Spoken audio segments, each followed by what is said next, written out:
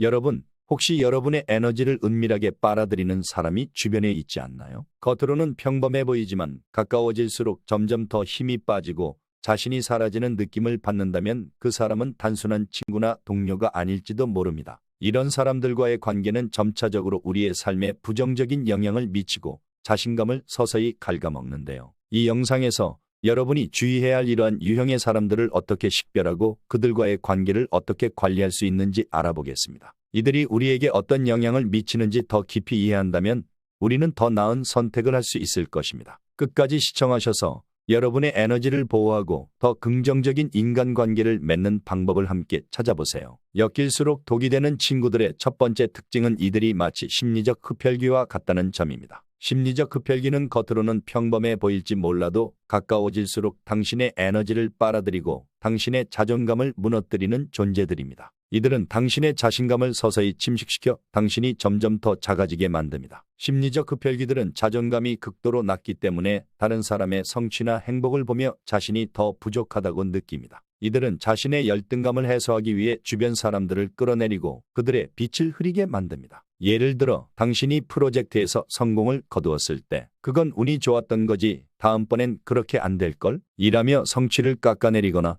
새로 시작한 취미에 대해 이야기할 때 그거 해봤자 별거 없을 텐데 시간 낭비 아니야? 라고 부정적으로 반응하곤 합니다. 또한 당신이 무언가를 이루었을 때 심리적 흡혈귀들은 진심으로 축하해 주지 않습니다. 오히려 당신의 성취를 깎아내리며 그 가치를 축소하려 합니다. 가령 승진 소식을 전했을 때 어떻게 너가 승진했지? 운이 좋았나 보다 라며 성취를 깎아내리거나 여행 계획을 자랑했을 때 그 나라 별로 재미없어. 다른 데 가지 그랬어. 라고 말하며 당신의 기대를 꺾습니다. 이들은 당신의 긍정적인 에너지를 먹잇감으로 삼아 자신의 열등감을 잠시 달래려는 것입니다. 그들과의 대화가 끝난 후 이유 없이 기분이 가라앉고 자신감이 떨어진다면 그들은 당신의 에너지를 빼앗아 간 것입니다. 이들은 너 요즘 좀 잘 나가나 봐. 근데 왜 항상 그 옷만 입고 다녀? 라며 외모를 비꼬거나 너가 잘하는 것도 있네? 근데 그거 진짜 필요한 능력일까? 라며 당신의 능력을 의심하게 만듭니다. 이런 심리적 흡혈귀들은 당신의 인생에 있어 큰 위험 요소입니다. 그들과의 관계를 유지하는 것은 자신을 어둠 속에 방치하는 것과 같습니다. 그들이 당신의 삶에 미치는 부정적인 영향을 줄이기 위해 여러분의 빛나는 에너지를 지키기 위해 그들과의 거리를 두고 긍정적인 사람들과 함께 하세요. 당신의 빛은 그 누구도 흐리게 할 수 없습니다. 감정의 기생충 또한 엮일수록 독이 되는 친구의 대표적 유형 중 하나입니다. 이들은 자신의 불안과 불만을 타인에게 기생하듯 옮겨가며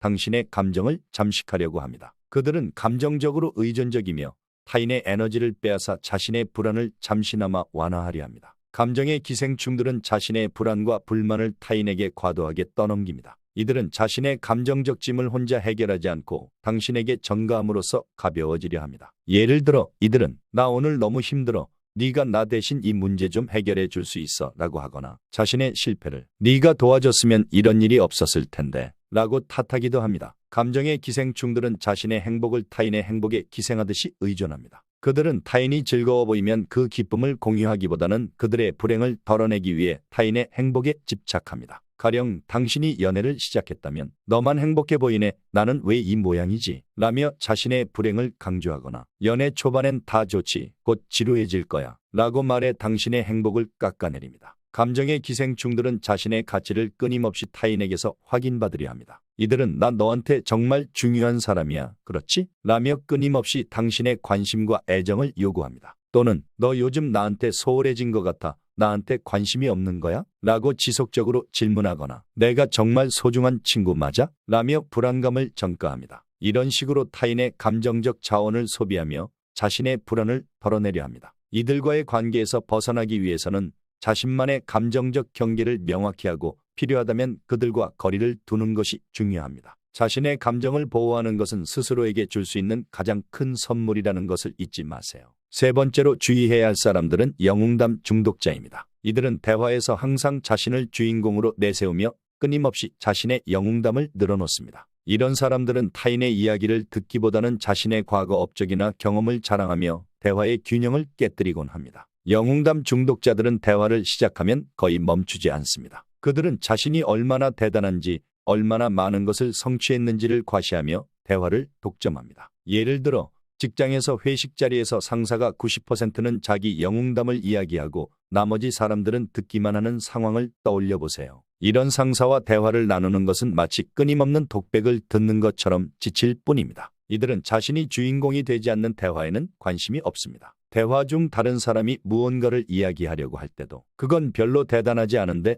나도 비슷한 일이 있었지 라며 자신만의 이야기를 다시 시작합니다. 또는 친구가 자신의 힘든 하루를 이야기하려고 할 때 그건 아무것도 아니야. 내가 겪었던 일에 비하면 이라고 하며 대화를 자기 자랑으로 돌립니다. 영웅담 중독자와의 대화에서 벗어나기 위해서는 그들이 가끔씩이라도 타인의 이야기를 듣는 순간을 포착하는 것이 중요합니다. 예를 들어 상사가 그거 참 대단하네 라고 한 순간을 잡아 팀장님 제 얘기를 잘 들어주셔서 감사합니다. 정말 기분이 좋습니다. 라고 말해보세요. 이렇게 하면 그들은 자신이 경청하는 사람으로 인정받았다고 느끼고 이후 대화에서 조금 더 듣는 태도를 보일 수도 있습니다. 하지만 이런 전략이 통하지 않는다면 그들과의 대화를 피하는 것이 최선입니다. 영웅담 중독자는 자신의 고집과 자아에 너무 집착하여 변할 가능성이 적기 때문입니다. 이런 사람들과 마주했을 때 가장 현명한 해결책은 무엇일까요? 이들이 여러분의 에너지를 빼앗고 불필요한 스트레스를 유발할 수 있지만 중요한 것은 우리가 그들의 행동을 변화시킬 수 없다는 사실을 기억하는 것입니다. 변화시킬 수 있는 것은 오직 딱 하나, 바로 우리의 마인드 컨트롤입니다. 이런 사람들이 친구나 지인이라면 관계를 정리하고 거리를 두는 것이 현명한 선택일 겁니다. 우리의 인생은 한정된 시간 속에서 좋은 사람들과 의미 있는 관계를 맺는 데 집중해야 하니까요. 그러나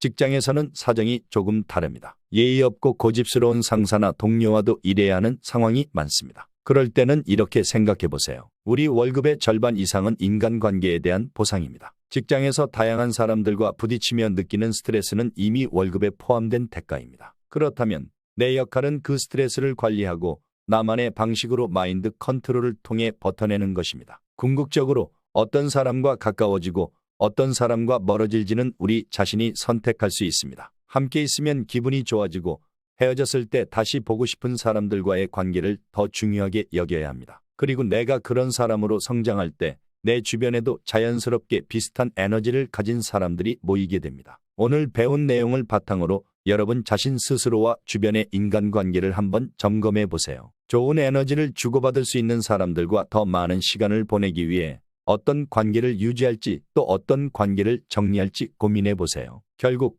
우리의 삶은 우리가 맺는 관계들로 이루어지니까요. 다음 영상에서도 여러분들의 삶에 실질적으로 도움이 되는 유익한 내용으로 찾아뵙겠습니다. 영상이 도움이 되셨다면 구독과 좋아요, 알림 설정을 눌러주세요. 지혜의샘 시청자 여러분, 오늘도 끝까지 영상 시청해 주셔서 감사합니다.